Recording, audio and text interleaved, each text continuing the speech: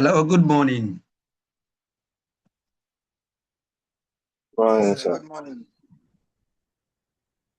Okay. Well, that's great. So we are looking at social and ethical environment.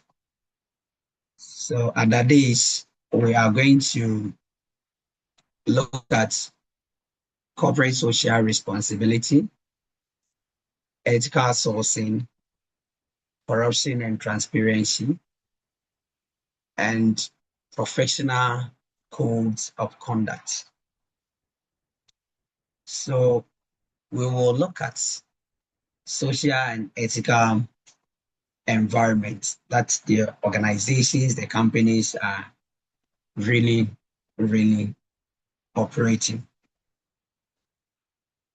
So when we look at the social and then ethical environment, we are looking at the set of societal values, the norms, and then the beliefs,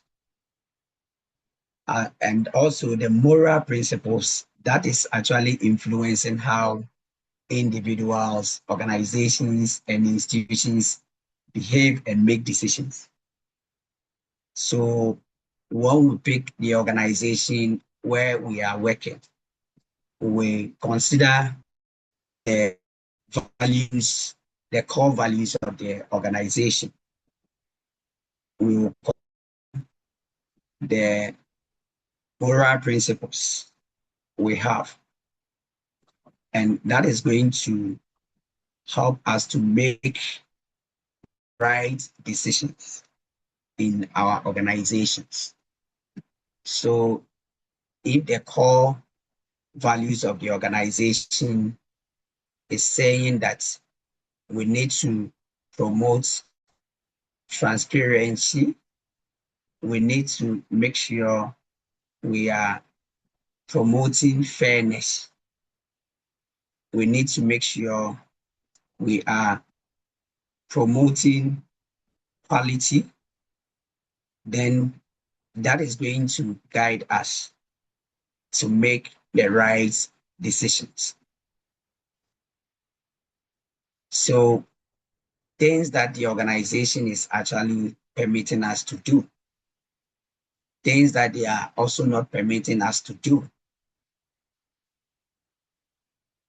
We need to understand all these things to help us to take the right decisions, or whenever that we are going to make a decision, we will be guided by the values, the norms, the beliefs, and then the moral principles. So this is actually helping the organization so that at the end of the day, we make sure whatever that we are doing, the entire organization, the society, the environment, wherever that we are operating, the community will accept whatever that we are doing.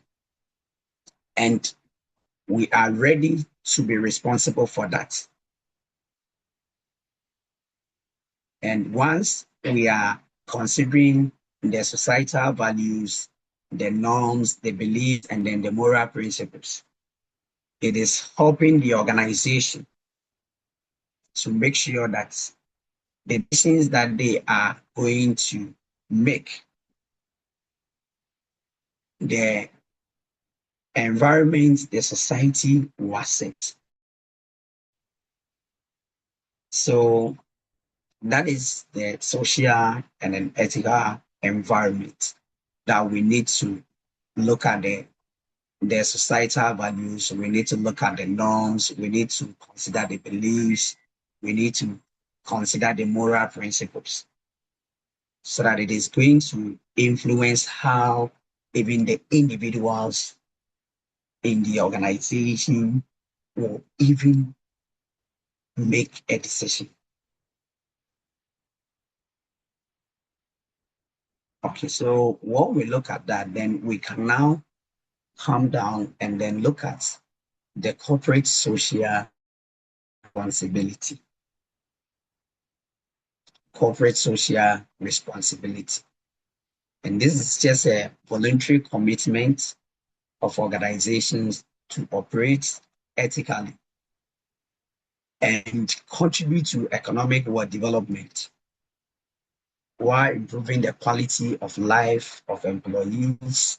Even they look at the local communities and then the society at large. So corporate social responsibility reflects how the business is integrating even the social, the environmental, and then the ethical concerns into their operations and stakeholder interactions. So when we look at the corporate social responsibility, it goes beyond the profit making. So we try to include responsible business practices that is going to benefit the society. And CSR is saying that the organizations are accountable not only to shareholders, but also to a broader group of stakeholders, including the employees, the customers, the suppliers, the communities, and even the government. So we could see that some great organizations are indeed looking at how best they can contribute for the society at large to also benefit. So some organizations may even decide to build schools for wherever that they are operating. They may even go beyond where they are operating, and sometimes some of them may even offer scholarships for people to actually go and study. So MTN is doing something wonderful, helping those who are quite brilliant, but they don't have money to pursue education. They are helping them.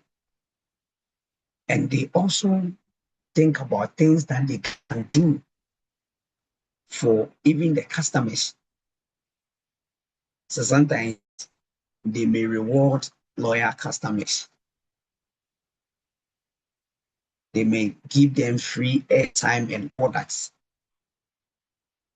So what concept of the corporate social responsibility? The organizations are indeed looking at how best they can also come out. No one is forcing you, but voluntarily you sit down and then you decide that, oh, let me do something that is going to uh, help the community or anything that is going to help the organization or the society to develop.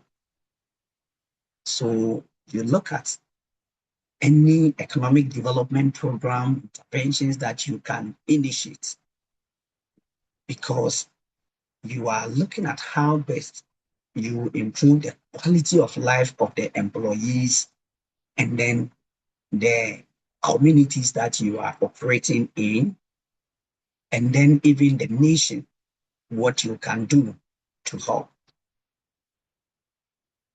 So once we are working in an organization, we need to also look at how best the organizations can really contribute. So the economic development by considering the employees, the local communities, and then the society at large. They have to look at it.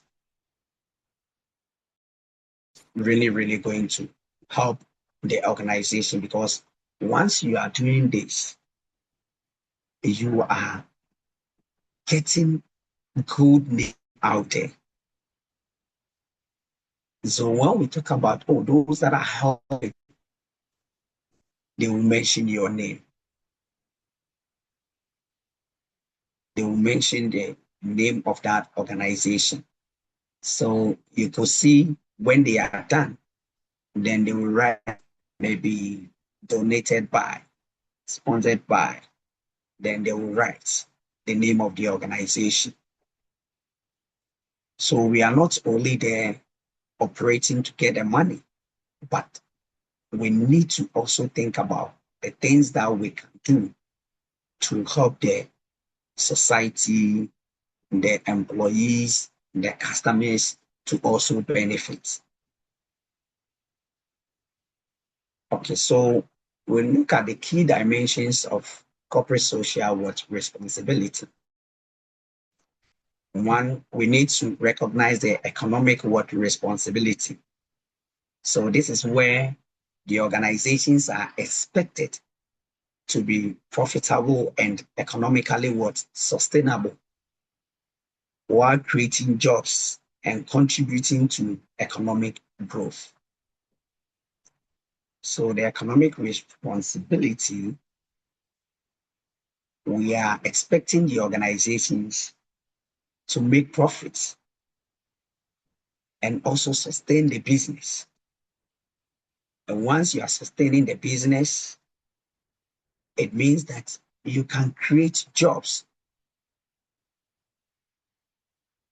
And once you are engaging people to come and work, you are indeed contributing to economic growth. So that is the economic responsibility. Then we'll come to the legal responsibility. So your business must comply with the laws and the regulations governing their operations. So we consider the labor laws, environmental standards, and tax obligations.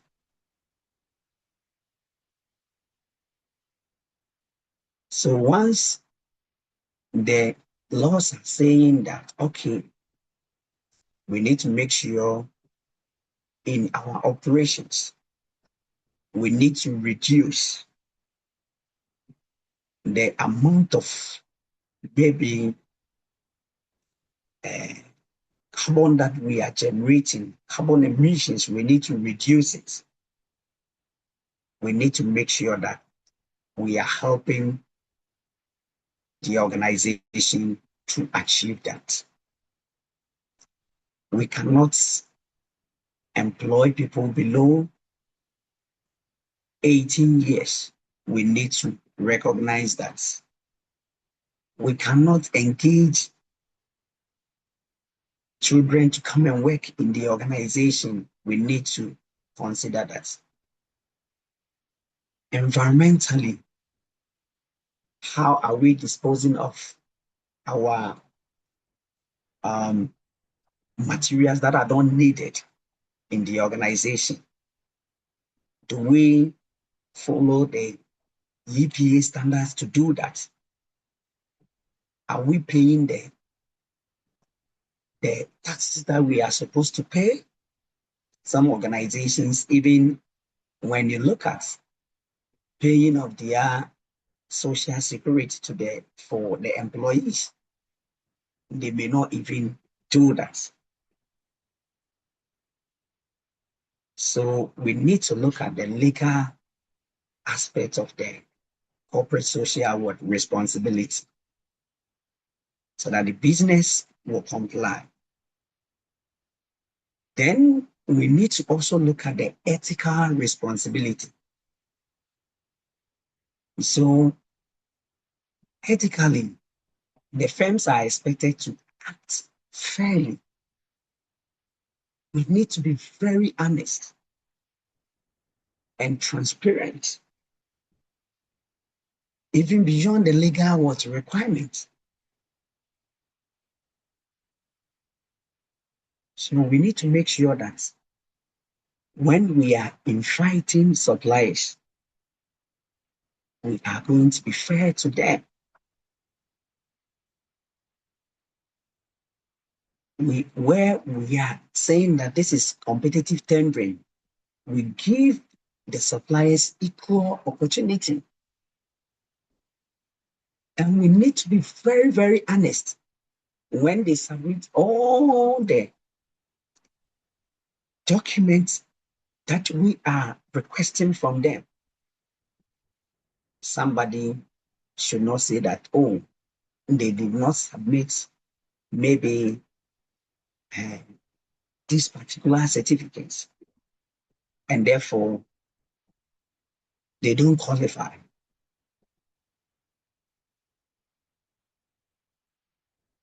And then we need to think about the philanthropic responsibility. The organization will do voluntary works, donations. They will sit down, look at the community, and then the project that they can do. So community development projects, they may embark on that. They have to make sure they are giving the people educational support. And even sometimes they may initiate health screening for their workers, customers, and then even for the society. So the organization is looking at economic responsibility. We are making sure that indeed the organization is making profits. Because if you to embark on this philanthropic responsibility, you need money to. So if the organization is not making profits, it is going to be very, very difficult for such an organization to make voluntary work donations, to embark on community development projects, and they sponsor people to further their education. They cannot do that. And when we ignore the legal responsibility, the organization cannot survive because the regulatory bodies may descend on us. You are working, you are not paying your tax. The organization is operating, and we don't care about the environment. So when we are not considering this, there is no way the organization is going to survive.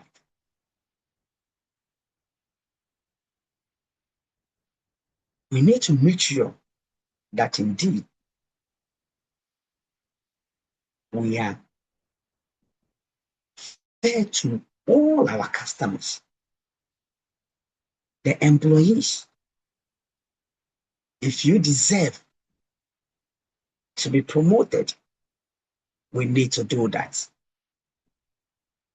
Where there's a need for us to punish you so that you will not repeat the mistake you're doing, the wrong things you are doing, the mistakes you are committing, we need to make sure we punish. So we've considered the four key dimensions of corporate responsibility: economic responsibility, the legal responsibility, ethical responsibility, philanthropic what? Responsibility. Okay. Any questions so far?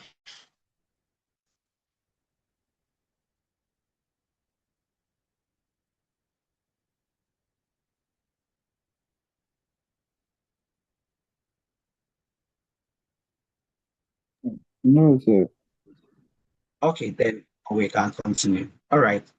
So we can now look at the major areas of corporate social responsibility. So the major areas that the organizations must consider, we need to look at the environmental sustainability.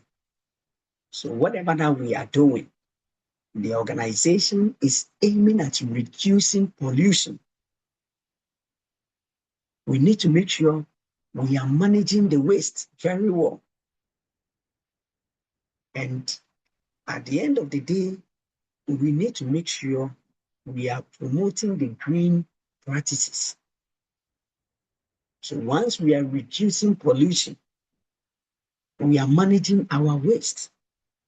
So if it is time for us to dispose our waste, we make sure we follow the right procedure of doing that. We need to make sure that our operations is not affecting the environment negatively. So we are doing everything possible to reduce pollution. We need to look at community development. How are we supporting the communities that we are operating in? So the local communities, we need to look at infrastructure.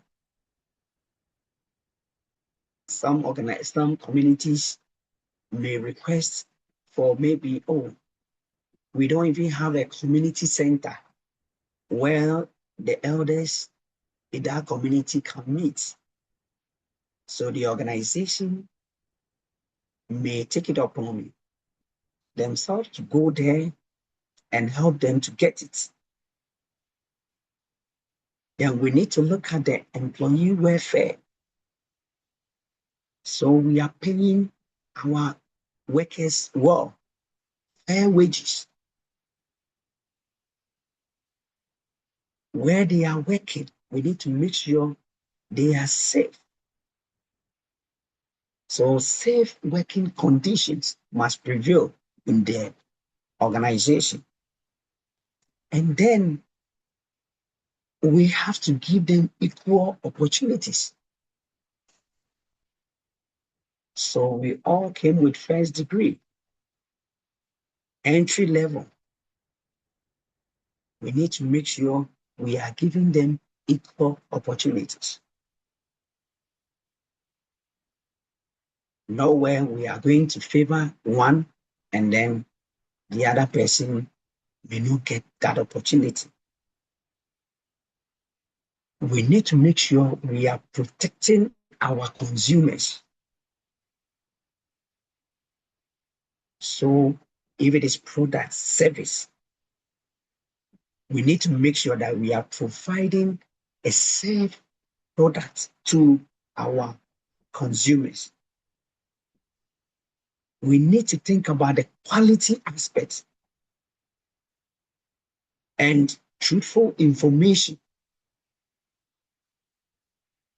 So if you know that your products, you've added something, maybe there is a small alcohol percentage, you need to indicate it. You need to state it when you are writing the ingredients. Don't hide it. Don't be adding sugar and then you'll be telling your customers that, oh, this is sugar-free. Consumer protection. Because once you do that, the legal responsibility that we are talking about, you are failing. And then finally, you need to look at the ethical business practices. So we don't entertain corruption. So we do everything possible to avoid corruption. We are not supposed to exploit the customers or people who are even seeking an opportunity in our organizations. People will take advantage. If you want to supply to the organization, if you want to work with us, then you need to do ABC. Give us something. I'll go and talk to my boss. Then we can give you that opportunity to supply to the organization. We need to make sure that we are doing everything possible to avoid corruption, fraud, and exploitation. So these are the major areas of the corporate social responsibility that we need to consider.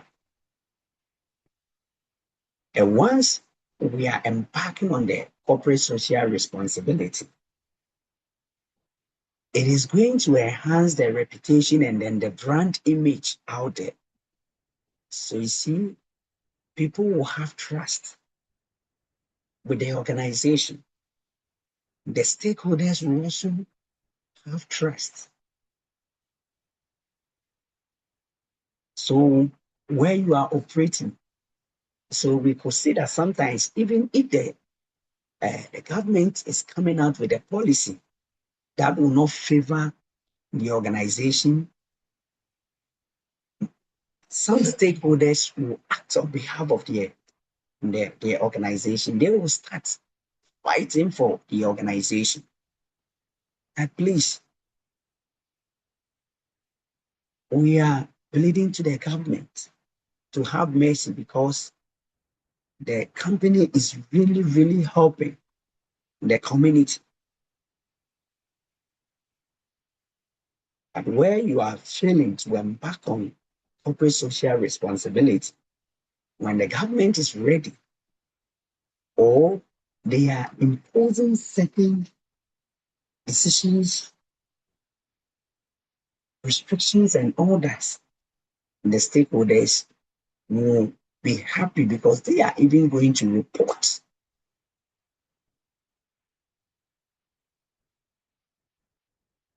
the things that you are doing. Maybe you are not doing anything to reduce the pollution, environmental pollution, you're not doing anything about it. So once the regulatory water authority is descending on you, the people will keep quiet, or they will even go and report, telling the authority things that you are doing that are not right, and they've been telling you, and you are not even listening to them. Once we are embarking on corporate social responsibility, we can improve on what customer loyalty,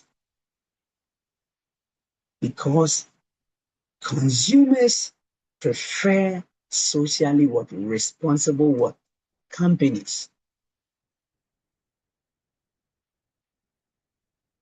And because you give equal opportunities, you think about the welfare of your people, safe working conditions, you can now attract and even retain talent, because employees are more committed to ethical what organizations. So you don't have any legal issues, no reputational risk, because you are considering the 4 dimensions. You are looking at how best the organization can make profit. You also think about all environmental issues, legal issues. So once you are doing all these things, you are going to manage risk. Once you are managing the risk, you are reducing legal and reputational what risk drastically. And CSR will help us to ensure sustainable what development. So we can now look at how are we growing economically, and then we consider the social and environmental well-being of the people. So once we are looking at the economic aspects, that is actually going to help us to grow. We consider the social aspects, the welfare, and then the well-being of our staff, the communities that we are operating. We think about the society. Then we are also considering the environmental issues. Then such an organization will survive. That business, we can sustain the business and then even develop. So these are the importance of what? Corporate social responsibility. Enhancing reputation and brand image, improving customer loyalty, attracting and retaining talent, risk management, and sustainable development.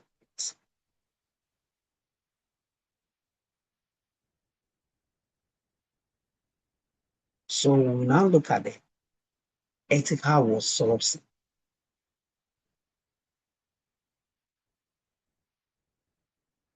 So we want to make sure that the goods that we are going to procure, we are considering suppliers who are going to deliver the goods by respecting human rights.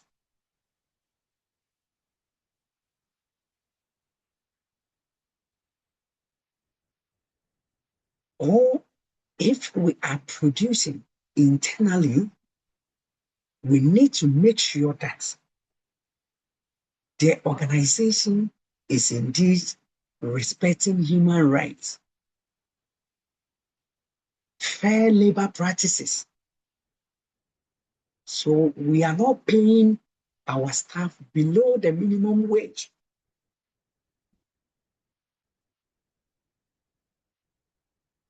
If we are producing, if we are buying, if we are procuring, we make sure that we think about the environment. So we consider the environmental standards. Then we consider the legal requirement throughout the supply chain. So when we are talking about ethical sourcing, we are not just looking at the cost and quality, but we include the social and environmental impact of procurement decisions. So we need to make sure that we are looking at how our suppliers are operating.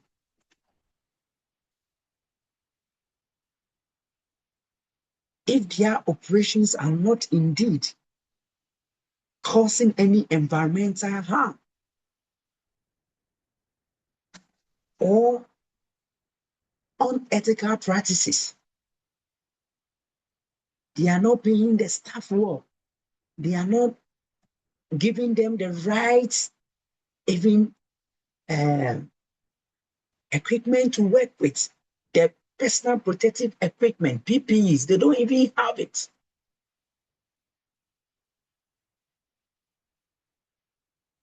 So the ethical sourcing goes beyond the cost and then the quality considerations to include the social and environmental impact of procurement decisions.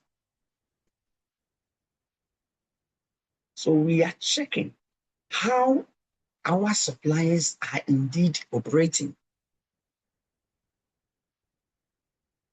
If they are not causing any environmental havoc, if they are causing that, then we may decide not to buy from them. We will decide not to buy from such an organization.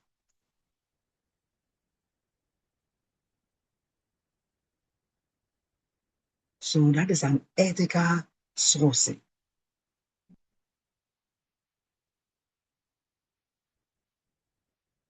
Okay, then we look at the key principles of ethical sourcing. So we have to consider fair labor work practices. Fair labor practices. So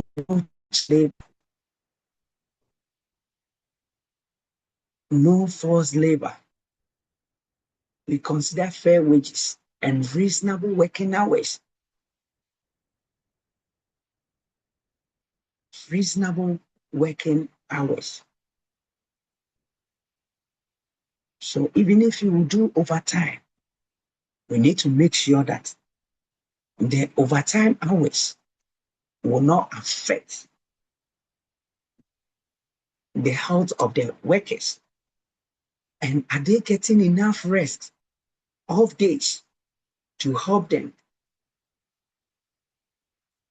And we need to consider safe and healthy working conditions. So that is fair labor practices. And then we need to also look at environmental responsibility. I beg to send a message, I will check. So environmental responsibility. So are we considering sustainable use of natural resources? Reduction of the waste and emissions? Environmentally friendly producing processes? Are we considering that? So that's something, key principles, we need to consider that. We need to ensure transparency and traceability. So clear visibility of the supply chain, where the raw materials are coming from, the origin, we need to know. We should be able to track the origin of the raw materials. And there must be clear supply chain visibility, so that when you are reporting that we've gotten to Adabraka, we can see the track is at Adabraka. Supplier integrity. So the suppliers must make sure that they are adhering to the ethical standards and codes of conduct. They need to avoid corruption, bribery, and fraud.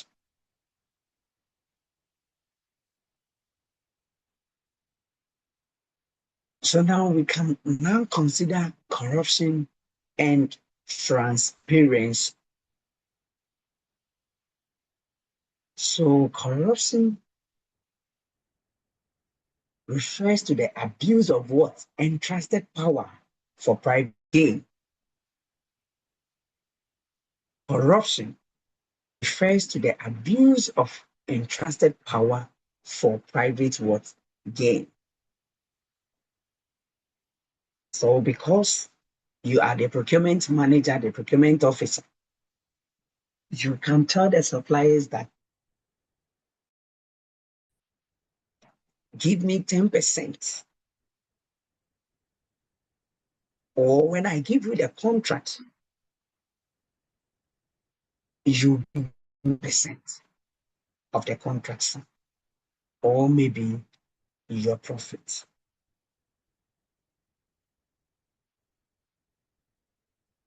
And when we look at public and private sectors, indeed, it is occurring over there. And this is indeed undermining ethical standards and institutional what? Effectiveness. So when we are talking about fairness, we need to be very honest. We need to be transparent. No. So once we are not doing that, then we are undermining ethical standards and institutional what? Effectiveness. So the common forms of corruption, one is bribery. And this is where there's going to be an offering or receiving inducement to influence decisions.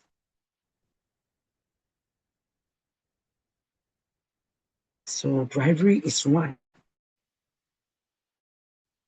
We take something from the supplier, and even if that supplier doesn't qualify, we will give the contract to that supplier because we've taken something from that supplier.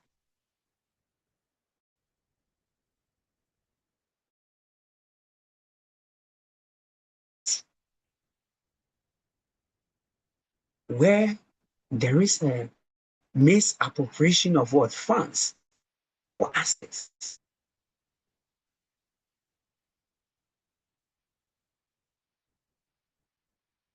Fraud is where we also think about what? How are we going to make financial or personal gain by considering what? Deception. So deception for financial or personal what? Gain. Then nepotism and favoritism. We have preferential treatment based on our personal relationships. He's my uncle's son. He's my this and that. So because he is your uncle's son, you favor that person. My father's what? Auntie, you have to do that. My brother's wife, you have to do that. My uncle's this, you have to do. You favor.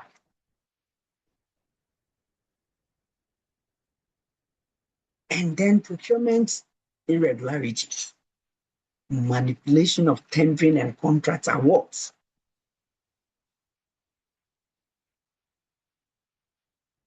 These are the common forms of what? Corruption, bribery, embezzlement, fraud, nepotism and favoritism, and procurement irregularities.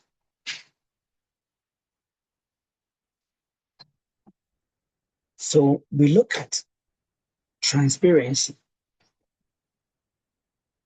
And transparency is the openness and clarity with which organizations conduct their activities, making information accessible and understandable to stakeholders. So we all understand the information. The information are accessible to the stakeholders. We are open and we are clear with our conducts.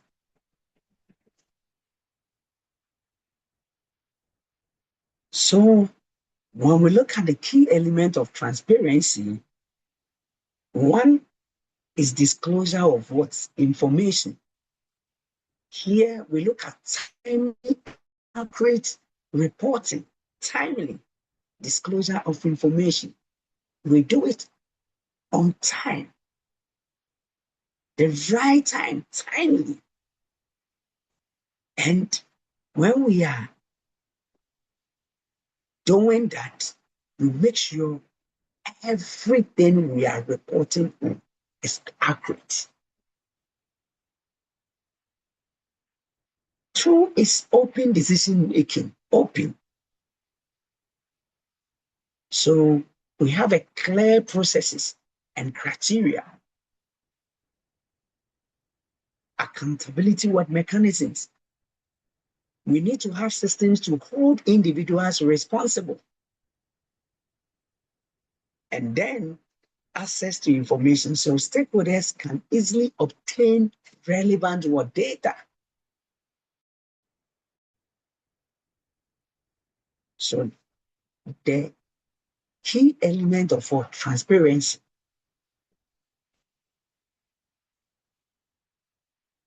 is to make sure that there is a disclosure of information, there is an open decision making, there is an accountability mechanisms, and there is an access to information. So we can now consider the professional codes of conduct. So procurement professionals,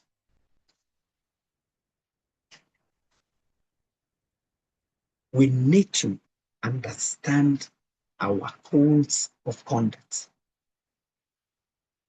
So a professional code of conduct outlines the principles and expectations that is guiding employees and practitioners in performing their duties with integrity, accountability, and competence. So the codes help ensure consistency in behavior and promoting ethical decisions making across organizations and professions.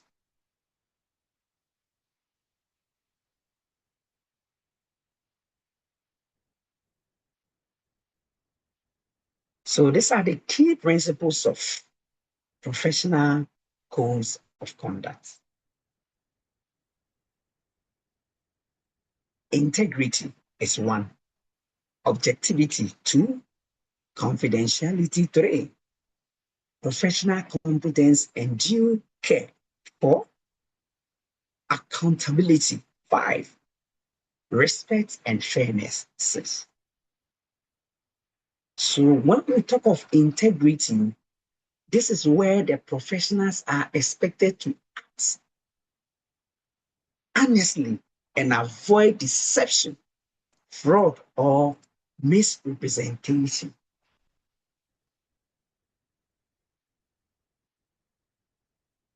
Integrity, your integrity is where the professionals are expected to act honestly, very honest, and avoid deception. Don't deceive people.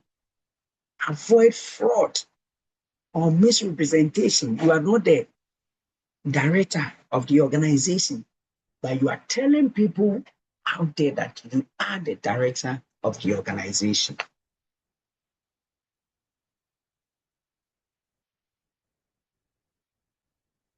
Objectivity.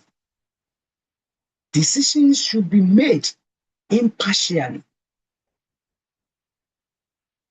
We have to make sure we are making decisions without bias, no conflict of interest or undue influence.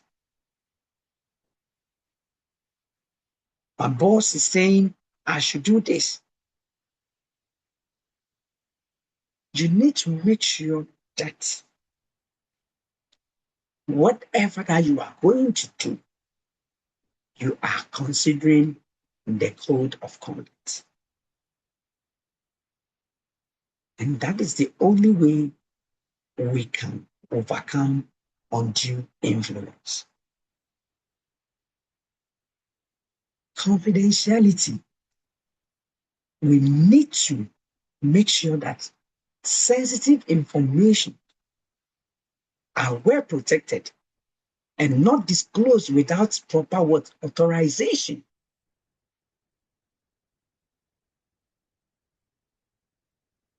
Professional competence and due care. Individuals must maintain the necessary skills, the knowledge, and diligence required for their roles. So if you are the procurement manager, you need to make sure you have the necessary skills, the knowledge you have, and you are quite what? Making sure that whatever that you are doing in that organization, due diligence is key.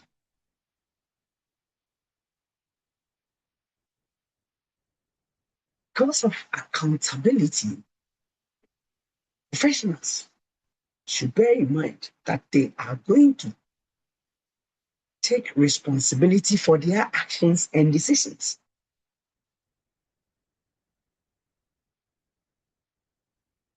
So one day you will be invited to go and then justify why we embark on single sourcing and not competitive sourcing. You should come and then explain to us. Respect and fairness. How you even treat your colleagues, how you treat the client, how you treat stakeholders. We need to make sure we are treating the colleagues, the clients, and then the stakeholders with dignity and without what? Discrimination. Without discrimination.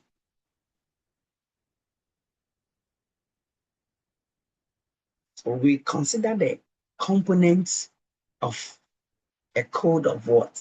Conduct. One, we need to have the ethical guidelines. So the standards for acceptable what? Behavior we need to know.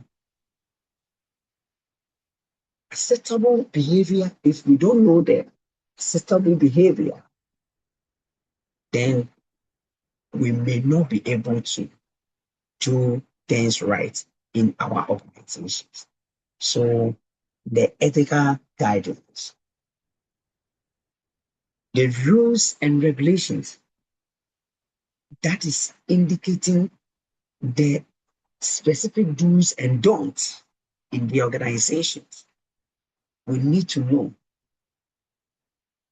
when there is an issue, there is a problem. We need to know the disciplinary what procedures.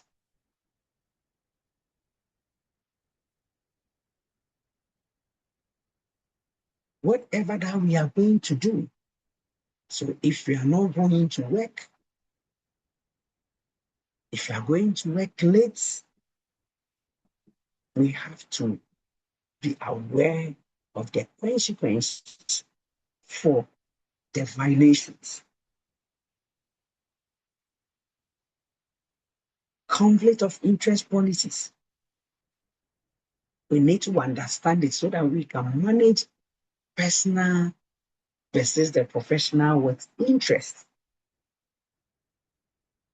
And that is how come if you are part of the tender committee and you think, oh, the supplier is coming, maybe you have a friend, a relative, you need to know the conflict of interest policies so that that is going to help you to manage personal versus the professional interest so that you can even tell the organization that due to ABC,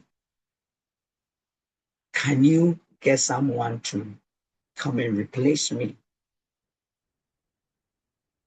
Or you are not going to be part of that.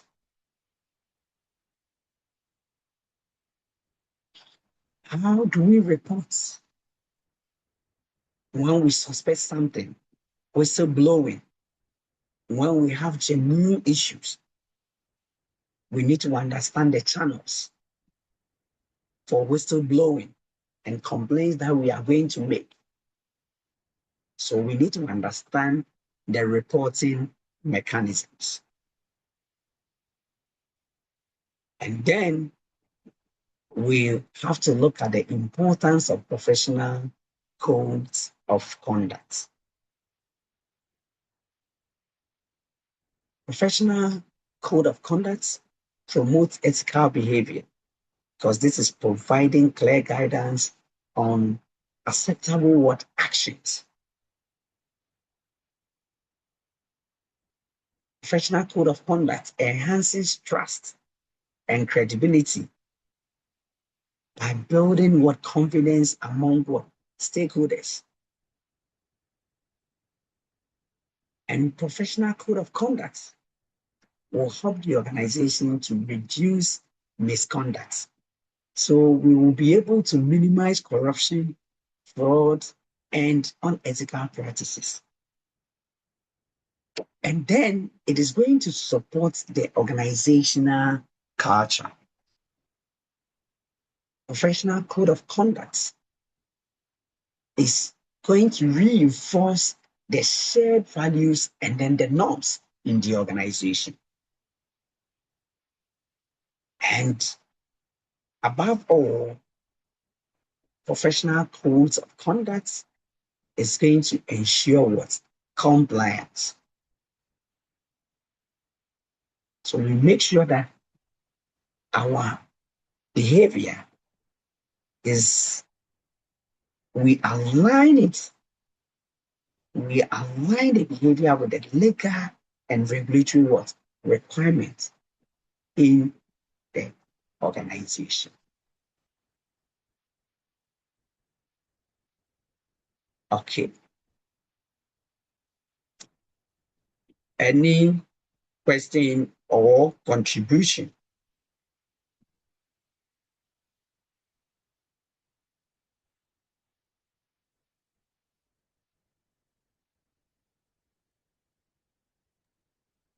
Yeah, hello.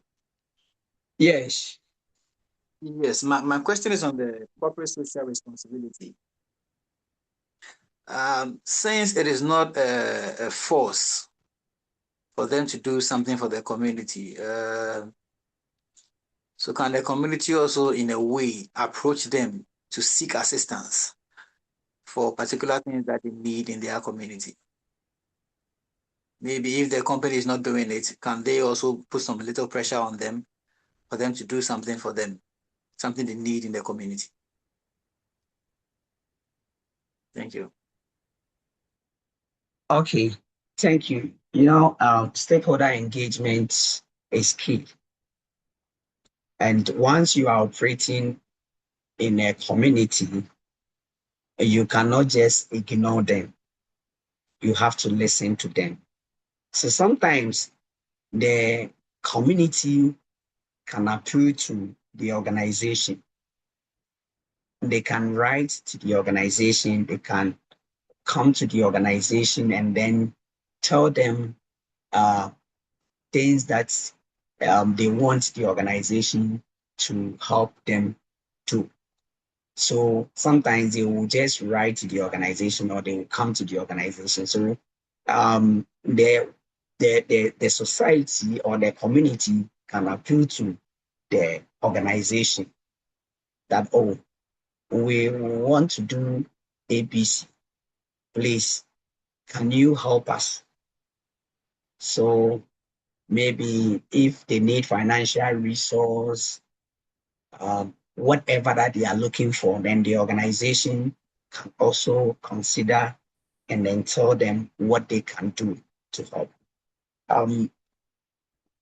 I do remember very well that there was one community in the Western region that they were not having a place. Their community center was quite bad. So they wrote to the mining company that if they can actually come to their aid. And then they also wrote to them what they can contribute, the financial support that they can also give it to them. So they considered it, and then at a point, even the capacity of the community center that they were going to build, they sat down with the management of the organization, and they all uh, decided the right capacity that will help them. So the organization can write, and the community can write to the organization. Because some organizations, sometimes if you don't even tell them your needs, they may not also uh, come and help. So there's nothing wrong in the community appealing to the organization to come and help them. They can do that. Yes. So secondly, looking at the corporate one also, the major areas that they have to work to help their communities, the welfare and everything. Now, let's assume that the company is operating in a monopolistic manner. Let's assume that's the only company producing that particular product in the community, or maybe in the nation or something. Even in the entire country, yeah. The entire country, like the ECJ and the water example you've been giving. With such a company, and their operation also, would they be listening much to the community since they are the only company doing that? Because sometimes you feel like people rant a lot, they talk a lot, they complain a lot, but nothing is being done because these people are the ones producing that particular product that you need. So in such case also, what should be done? Yeah, so we need to know the we are coming from. Where we are coming from, maybe is there a legal issue that the people are complaining, or they want you to resolve it? So if you are looking at, let's say, they have an environmental issue, genuinely, you need to help them. So your activities, you are not reducing, let's say, pollution because you think you are producing. And then if the people are complaining, you need to listen to them. Because if you don't listen to them, you may have legal issues. They may write to the right authority, and if you are not careful, they will just descend on you. So you cannot just take advantage of your product, the unique product or service, thinking that you don't have any competitor. You are the only company giving us that service or product, and therefore you will not think about the CSR. You have to think about it, because where it is coming from, the perspective may really have a serious reputation. And that is something that we are trying to uh, manage the risk. So we need to make sure that we are indeed not taking advantage of the unique product or the service, and then we will overlook our corporate social responsibility. No, we need to consider that.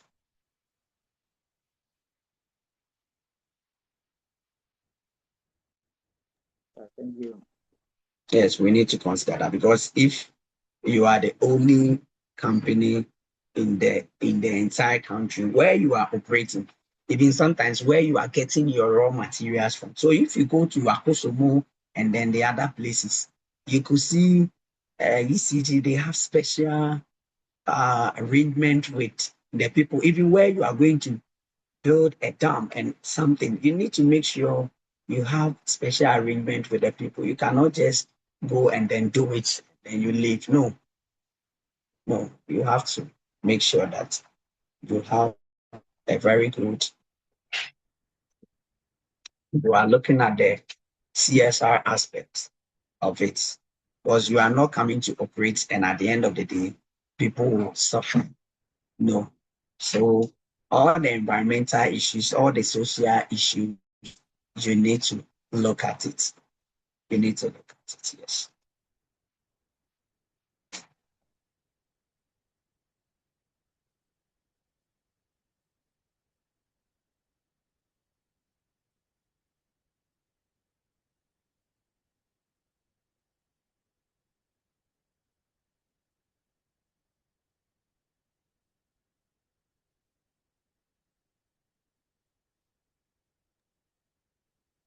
Thank you, sir. You're welcome. Okay. Any contribution or a question?